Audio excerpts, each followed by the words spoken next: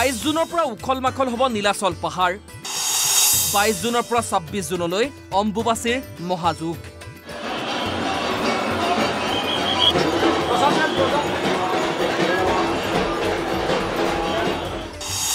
ভিন্ন বাবা কিটা দেখিবলৈ পোৱা গৈছে মা কামাখ্যা ধামত অম্বুবাচীৰ মহাযুগক লৈ আয়োজন চলিছে এতিয়া নীলাচলৰ বুকুত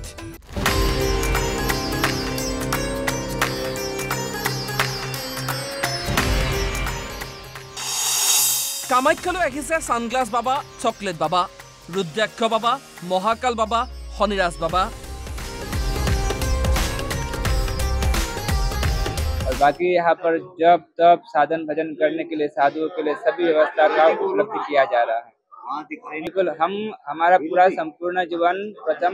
राष्ट्र के लिए है तो राष्ट्र की सेवा और राष्ट्र की सुरक्षा ये हमारा प्रथम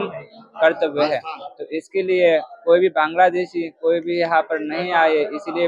पूरा सख्त कानून हम प्रक्रिया पूरा कर रहे हैं प्रति बছৰৰ দৰে এই শক্তিপীঠতে অনুষ্ঠিত হ'ব মহা অম্বুবাচীৰ মা কামাখ্যাৰ আশীষ বিচাৰি নীলাচলৰ বুকুত ভিৰ কৰিব লাখ লাখ ভক্তই প্ৰায় 2000 কিন্নৰো আহিব অম্বুবাচীলৈ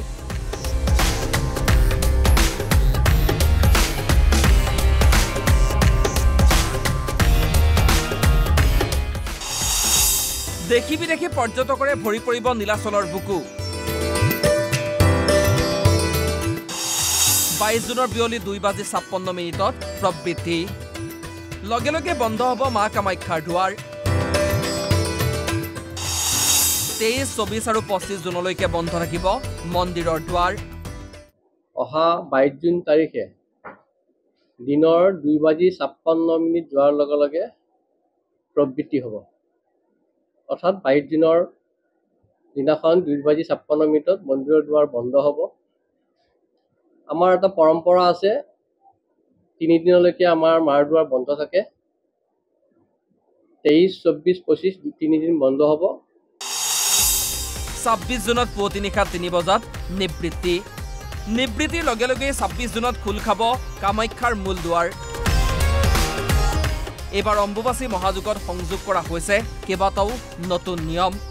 পুৱা 5 বজাৰ পৰা সন্ধিয়া 6 বজাৰ ভিতৰত ভক্ত আহিব কামাখ্যা মন্দিৰলৈ সন্ধিয়া 6 বজাৰ পিছত যাব নোৱাৰিব কামাখ্যা ধামলৈ এবাৰ নিশা মন্দিৰৰ চৌহদত থাকিব নোৱাৰিব কোনো ভক্ত এই কথা সংবাদমেল যোগে জনালে মহানগৰ আৰক্ষী আয়ুক্ত প্ৰাৰ্থসাৰথী মহন্তই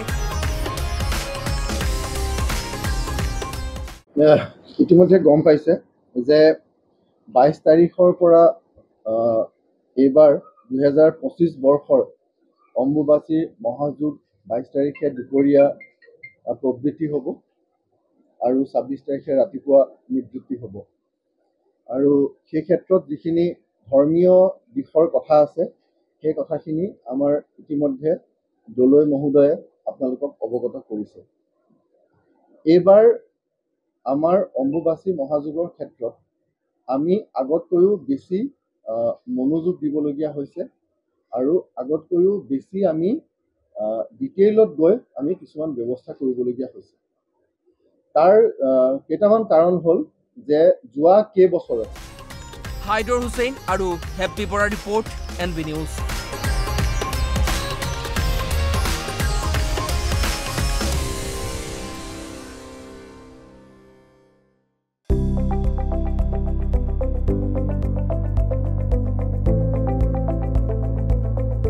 NB নিউজ সহজ সৰল ভাষাত নৱভাৰতৰ কথা